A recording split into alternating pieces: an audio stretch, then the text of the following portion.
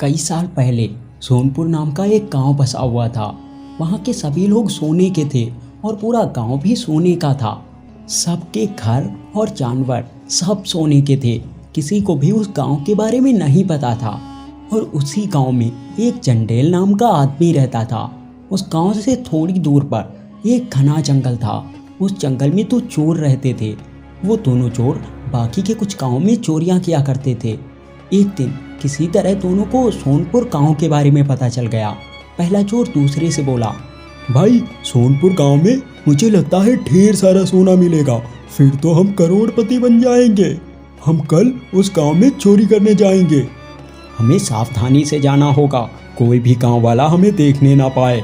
वैसे मैंने सुना है वहाँ के लोग भी सोने के हैं, फिर तो हम उन्हें भी चुरा लेंगे।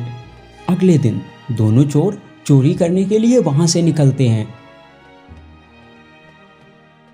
वो दोनों गांव में पहुंचते हैं तो देखते हैं पूरा गांव सोने का था और लोग भी सोने के थे जो इधर उधर टहल रहे थे। इतनी सारी सोने की चीजें देखकर दोनों चोर बहुत खुश होते हैं। पहला चोर कहता है, मैं यहीं खड़ा होकर पहरेदारी करता हूँ, तुम तब तक जाकर कुछ ना कुछ चुरा लाओ। दूसरा चोर चुपके से गांव में चोरी करने के लिए निकलता है। वो गांव से एक सोने की मुर्गी को उठा लेता है और उसे लेकर जाने लगता है। चंडेल उसे जाते हुए देख लेता है और उसके पीछे दौड़ने लगता है। वो चोर भी वहां से भागने लगता है।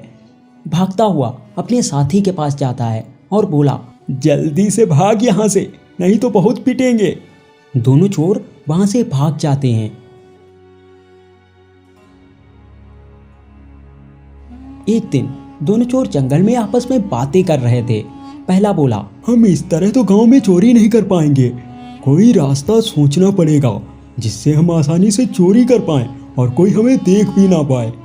तो दूसरा चोर बोला, मेरे पास एक रास्ता है जिससे हम चोरी तो करेंगे पर कोई हमें नहीं देख पाएगा। हम जमीन के अंदर यहाँ से लेकर गांव तक एक सुरंग बनाएंगे और उसी सुरंग में एक कमरा बनाएंगे। हम गांव में चोरी किया हुआ सामान उसी कमरे में रखेंगे। चलो सुरंग बनाते हैं। दोनों वहां से सुरंग बनाने के लिए चल देते हैं। कुछ टाइम बाद सुरंग बनकर तैयार हो जाती है। दोनों चोर सुरंग के अंदर चले जाते हैं और गांव में चोरी कर लेते हैं। अब वो रोज गांव में चोरी करते और अपने कमरे में उसे सामान को लाकर रख देते। गांव से धीरे धीरे चीजें गायब होने लगी। गांव वालों को शक भी हुआ। फिर एक दिन चंडेल किसी काम से जंगल में आया हुआ था। उसने देखा जंगल में एक सुरंग थी। सुरंग को देखकर चंडेल सोचता है, जंगल में सुरंग कैसे हो सकती है? मुझे कुछ तो गड़बड़ लग रही है, जाकर देखना होगा। चंडेल सुरंग के पास जाता है और उसके अंदर चला जाता है।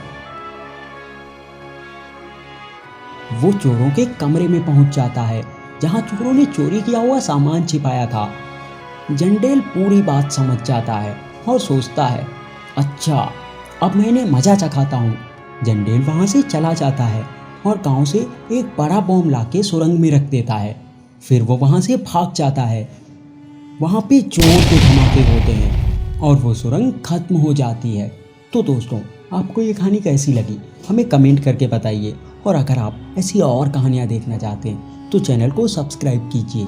पास वाले बेल आइकन में ऑल सेलेक्ट कर लीजिए। Thank you.